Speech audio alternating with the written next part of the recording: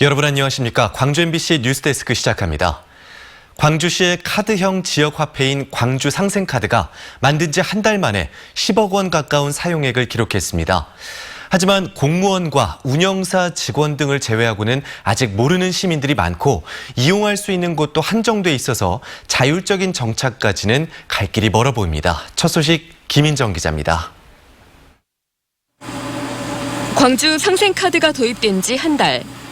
광주에서 작은 카페를 운영하는 김태준 씨는 상생카드로 계산하는 손님들이 반갑습니다. 결제액의 1%가량을 수수료로 가져가는 일반 카드와 달리 광주시가 결제 수수료를 지원해줘서입니다. 아무래도 이제 수수료가 지원이 되다 보니까 저희 입장에서는 뭐 큰 금액은 아니더라도 확실히 이런 불경기에서는 도움이 많이 되죠. 소비자 입장에서도 선불카드를 구매하면 5%가 바로 할인되고 체크카드에도 다양한 캐시백이 있어 광주 시내 점포에서 사용할 때 유리합니다. 할인되는 혜택이 가장 큰 것 같아요. 아무래도 다른 카드들은, 신용카드들은 이런 카페 같은 데에서는 할인이 잘 안 되잖아요. 그러나 지역 소상공인을 위한 정책이라 백화점과 대형마트 사용이 안 되고 타 지역에 본사를 둔 일부 점포 등에서도 사용이 안 되는 경우가 있습니다. 아직 널리 알려져 있지 않은 점도 상생카드 이용자들에게는 걸림돌입니다. 점원이나 이렇게 사업주들께서 쓸 수 있어요, 없어요라고 이렇게 바로 대답을 해주시면 조금 더 편한데 지금은 너무 알려져 있지 않다 보니까 저희가 여쭤봤을 때 아예 피드백이 없는 경우가 많거든요. 한 달간 발급된 상생카드는 6,900여 장에 이르고 이용액과 판매액은 9억 7천만 원 정도입니다. 그러나 이용객 대부분이 광주시 공무원과 운영사인 광주은행 직원들이라 다양한 혜택과 활로를 찾아 자발적 이용객을 늘리는 게 관건입니다.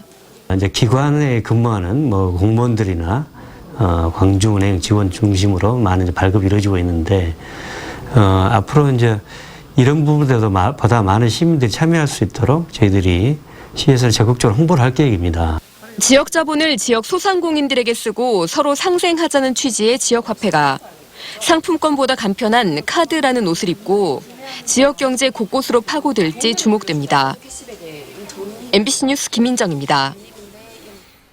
광주공항 아시아나 여객기 바퀴 파손 사고가 공군 장비와는 무관하다는 분석이 나왔습니다. 국토교통부와 항공철도사고조사위원회가 지난 9일 광주공항에서 발생한 여객기 바퀴 파손 사고를 조사한 결과 공군 전투기용 속력 초과 저지 장비는 도로 아래로 내려가 있던 것으로 확인됐습니다. 또한 다른 시설물이나 이물질에 여객기의 바퀴가 부딪힌 흔적도 발견되지 않은 것으로 조사됐습니다.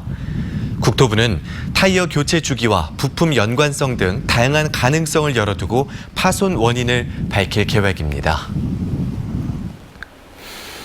무안국제공항은 강원도 양양공항과 함께 훈련기 주기장으로 활용되고 있죠. 무안공항이 활성화되면서 이들 훈련기와 비행교육원을 다른 곳으로 옮겨가야 하는데 마땅한 대안이 없는 상황이라고 합니다. 이 소식은 문현철 기자가 취재했습니다. 무안국제공항에는 현재 9개 사설 비행 교육원과 5개 대학이 입주해 있습니다. 이들 교육원에서 운영하는 훈련기는 모두 41대. 국토교통부가 개항 이후 노선이 거의 없던 무안국제공항을 훈련기 주기장으로 지정하고 비행 교육장으로 활용하고 있는 겁니다. 그런데 최근 사정이 달라지면서 비행 교육원과 훈련기들이 공항에서 나가야 할 처지입니다. 한 달에 550여 편의 여객기가 뜨고 내리는 등 주기장과 활주로가 바빠졌고 훈련기를 위한 시간과 공간은 갈수록 좁아지고 있습니다. 훈련기와 여객기 간 충돌 등의 사고 위험도 우려되는 상황입니다. 2년 뒤에는 광주공항 국내선까지 이전해 올 예정입니다. 문제는 이들 훈련기와 비행교육원의 이전 부지가 마땅치 않다는 겁니다.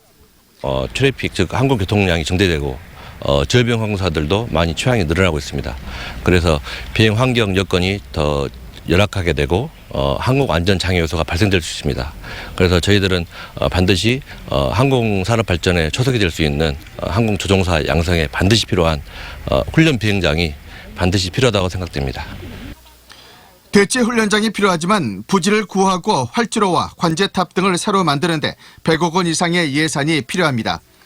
전람도는 훈련기 주기장 지정 권한이 있는 국토부가 나서 대체 훈련장을 조성해야 한다고 주장하고 있습니다. 국토부는 아직 구체적인 입장을 내놓지 않는 실정입니다. 현재 무안공항에서 상주하며 훈련하는 교육생과 교관만 600여 명, 지역경제 활성화에 적잖은 기여를 하고 있습니다.